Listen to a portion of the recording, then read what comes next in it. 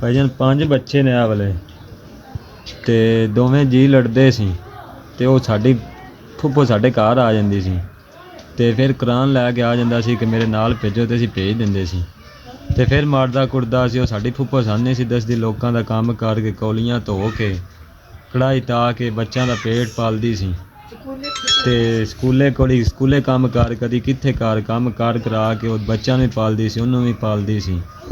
ਉਹ ਘਰ ਪਿਆ ਰਹਿੰਦਾ ਸੀ, ਚੰਗਾ ਭਲਾ ਸੀ। ਮੈਂ ਅੱਜ ਬਿਮਾਰ ਹਾਂ ਐਵੇਂ ਤੇਦਰੇ ਕਰਦਾ ਸੀ ਤੇ ਫਿਰ ਕੁੱਟਿਆ ਸੂੰ। ਫਿਰ ਰਾਤ ਦੋਵੇਂ ਇੱਕ ਰਾਤ ਲੜੇ ਨੇ। ਉਹ ਮੇਰੀ ਫੁੱਫੋ ਆ ਗਈ, ਮੇਰੀ ਫੁੱਫੋ ਦੂਸਰੀ ਹੱਲੇ, ਇਹਨੇ ਆ ਕੇ ਆਖਿਆ ਕਿ ਮੈਂ ਨਹੀਂ ਜਾਣਾ। ਫਿਰ ਕੁਰਾਨ ਪਿੱਛੇ ਲੈ ਆਇਆ, ਕਹਿੰਦਾ ਕਿ ਨਹੀਂ ਤੂੰ ਇੱਕ ਰਿਆ ਕੁਰਾਨ ਦਾ ਵਾਸਤੇ ਇੱਕ ਰਹਿੰਦੇ ਵਾਸਤੇ ਮੈਨੂੰ ਜਾਣ ਦੇ, ਤੇ ਹੁਣ ਮੈਂ ਨਹੀਂ ਲੜਦਾ। ਉਹ ਗਿਆ ਤੇ ਮੇਰੇ ਅੱਬੂ ਕੋਲ ਮਾफ़ੀ ਮੰਗਣ ਆਇਆ ਵੀ ਮੈਨੂੰ ਮਾफ़ ਕਰ ਦੇ, ਐਵੇਂ ਡਰਾਮੇਬਾਜ਼ੀ ਕਰਦਾ ਸੀ। ਤੇ ਮੇਰੇ ਅੱਬੂ ਆਖਿਆ ਸਾਡੀ ਤੁਹਾਡੀ ਕੋਲ ਲੜਾਈ ਹੈ, ਚਲਾ ਗਿਆ ਤੇ ਉਹਨੇ ਭਾਈਜਾਨ ਕੁਵਾੜੀਆਂ ਇਹ ਬੱਚੇ ਕੋਲ ਹੈਗੇ ਸੀ, ਉਹਲੇ ਕੋਈ ਵੀ ਨਹੀਂ ਸੀ ਹੈਗਾ ਤੇ ਕੁਵਾੜੀਆਂ ਨਾਲ ਉਹਨੇ ਇਹ ਵੀ ਕੁਵਾੜੀਆਂ ਵੱਜੀਆਂ ਸੀ, ਇਹ ਵੀ ਸਾਰੇ ਜਿਸਮ ਤੇ ਨਾ ਉਹਨੇ ਜ਼ੁਲਮ ਕੀਤਾ ਸਾਰਾ। ਤੇ ਸਾਨੂੰ ਮਸਾਇਆ ਕਾਲ ਕੀਤੀ ਮੇਰੇ ਅੱਬੂ ਨੂੰ, ਮੇਰੇ ਵਾਲਦ ਸਾਹਿਬ ਨੂੰ, ਉਹਨੇ ਕਾਲ ਕੀਤੀ ਹੈ ਕਿ ਤੁਹਾਡੇ ਘਰ ਨਾਲ ਲੜਾਈ ਪਈ ਹੋਈ ਹੈ ਤੇ ਨਾਲ ਕੋਈ ਹੱਲ ਕੱਢੋ ਯਾਰ, ਡੇਲੀ ਡਰਾਮਾ ਸਾਡੇ ਮਸਾਏ ਨੇ ਸਾਡੀ ਗੱਲ ਕਰਾਈ।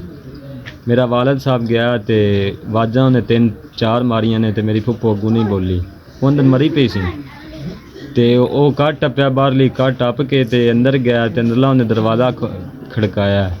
ਬੱਚਿਆਂ ਨੂੰ ਉਹਨੇ ਰੋਕਿਆ ਕਿ ਤੁਸੀਂ ਦਰਵਾਜ਼ਾ ਖੋਲ੍ਹਿਆ ਤੇ ਤੁਹਾਨੂੰ ਵੀ ਮਾਰ ਦੇਣਾ।